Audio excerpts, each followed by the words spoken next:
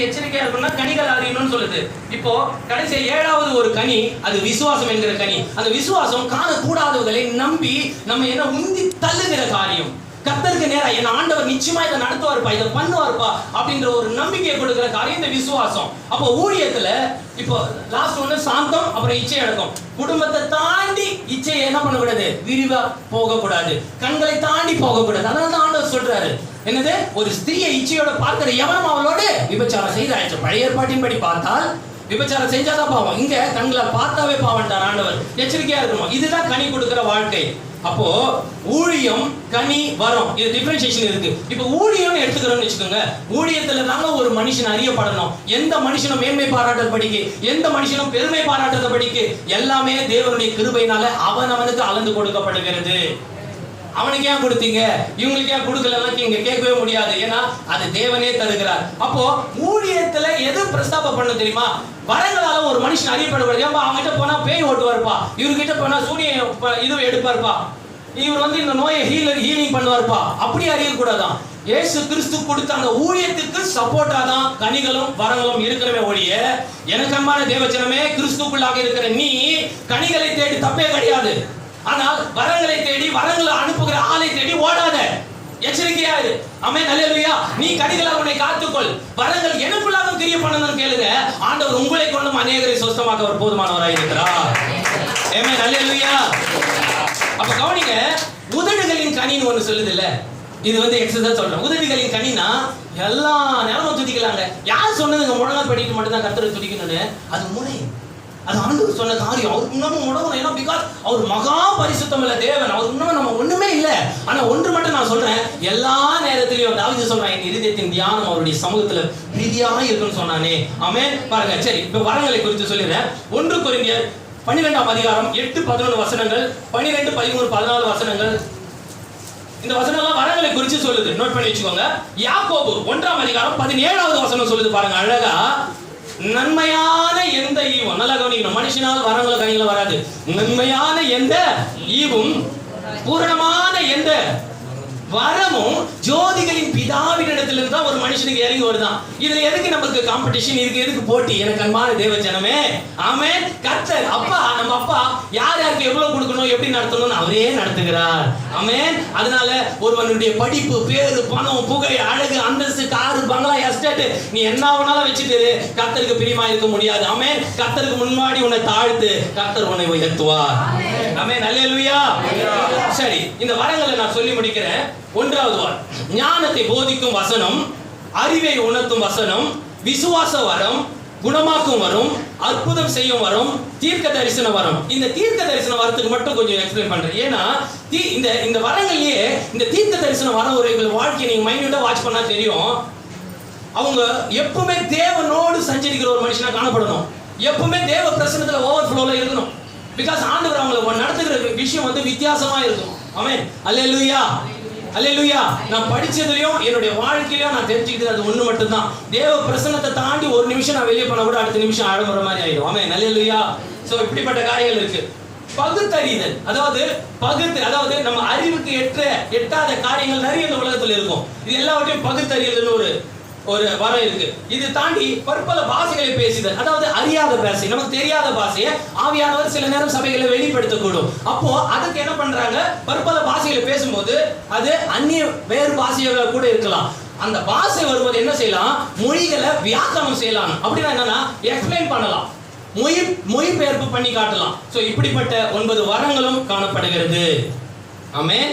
அப்போ எப்படி பார்த்தாலும் வேதாகமத்துல 3 காரியங்கள், கிரியைகள், ஊழியங்கள், வரங்கள். இப்போ கிரியைகள் யார் செய்யறா, பிதாவாகிய தேவன்.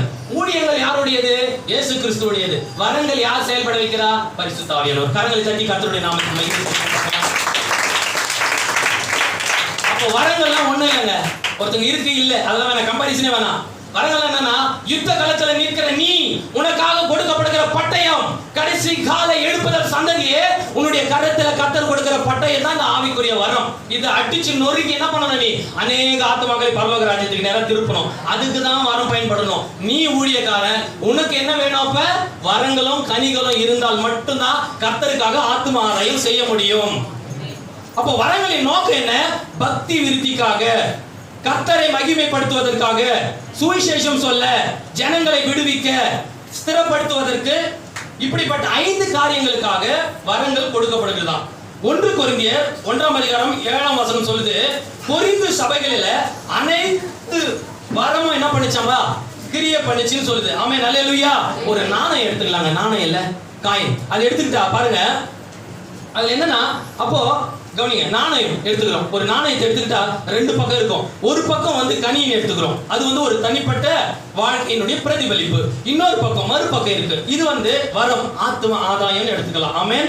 வரம் பெற தேவையான குணங்கள்னு பார்க்கிறோம். இப்ப வரம் வேணும் இருக்குன்னா, அப்ப என்கிட்ட என்னென்ன குணங்கள் இருக்கணும் வசனத்தை படி பார்க்கலாம். சரி, தீராத தாகம் இருக்கணும் ஃபர்ஸ்ட். ஆமென். உங்களுக்குள்ள வரம் செயல்படணும்னா உங்களுக்குள்ள தீராத தாகம் இருக்கணும். 2வது கர்த்தருக்கு முன்பதாக தாழ்மை இருக்கணும். 3வது கர்த்தருக்கு முன்பதாக ஜெபிக்கிறவர்களாய் நீங்கள் காணப்பட வேண்டும். நான் ஒரு காரியத்தை சொல்லி முடிக்கிறேன். யாத்திராகமம் 39:26 படி ஆராதனை அங்கியை போட்டுக்கொண்டு அங்க என்ன பண்ணாங்க, பழைய ஏற்பாட்டுல இருந்தாங்க. ஆமென், அல்லேலூயா, அல்லேலூயா. பாருங்க, அங்க ஒரு காரியம் நடக்குது.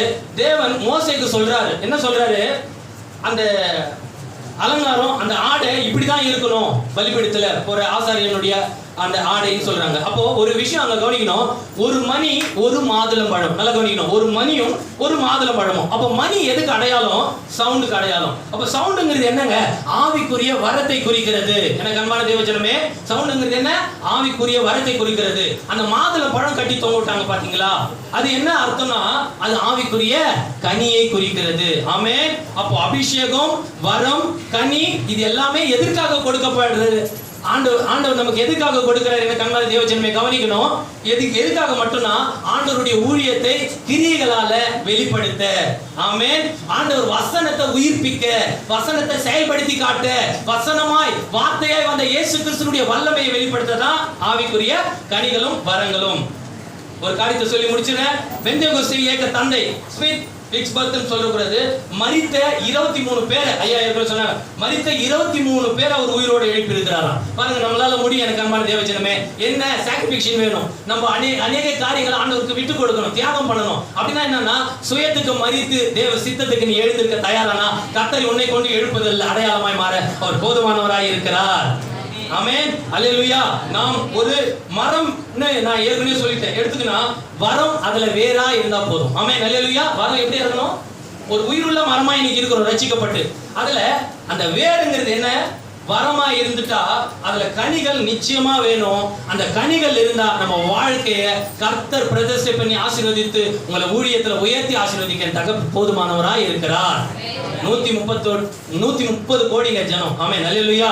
அப்ப செப் பண்ணிடணும், இன்னைக்கே பலிபீடம். எது பலிபீடம், நம்முடைய இருதயமாகிய பலிபீடம், சபையாகிய பலிபீடம்.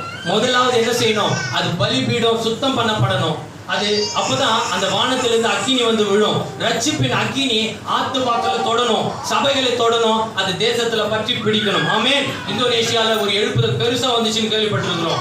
எழுப்புதல் இந்தியாவிலேயும் வரணும். ஆமென். அதுதான் நம்மளுடைய ஒரு வாஞ்சியா இருக்கணும். அது ஆலயத்தின் மேல பற்றி எறியணும், இந்த கிராமத்து மேல பற்றி எறியணும், இந்த தேசத்து மேல பற்றி எறியணும், இந்த உலகத்தின் மேல சுவாலை விட்டு பற்றி எரிந்து கொண்டே இருக்க வேண்டும். அதுல நாமும் ஒரு பங்காய் இருக்க வேண்டும். கர்த்தர் தாமே உங்களை ஆசீர்வதிப்பாராக. ஆமென், ஆமென்.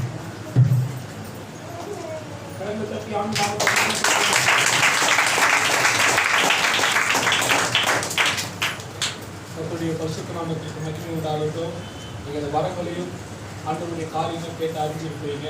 கர்த்தருக்கு நன்றி. அந்த நேரத்தையும் ஒரு சில 2 ஜெபங்களுக்கு நம்ம ஜெபிக்க